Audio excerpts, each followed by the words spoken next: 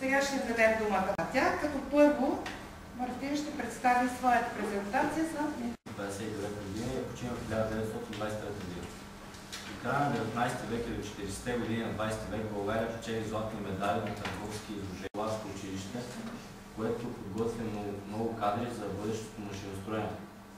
Той изработи основата на Врачанската популярна банка, на местния клон на Индустриалния съюз и един от основателите на банка в следствие. Хенри Форд изпраща Евроврат. Тодор Балабанов роден през 1852 година и умира през 1912 година. Животът и делото му минават под море линията Перник-Радомир и Лобов мост в София. В Мездра открива спиртоварна, която после се превръща в текстилна фабрика. 45-та година и сега периода от 89-та година. Въпреки всичко доказва, че икономиката не може да се съживи.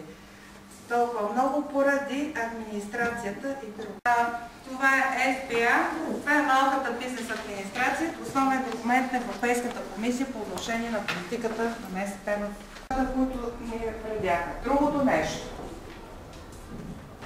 Значи тези бюрокрация, която е, нашите продукти не са толкова много.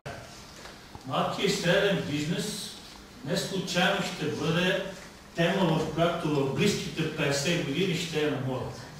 Защото креативност с иновация да намерим нашето место в така наречения малък и среден бизнес.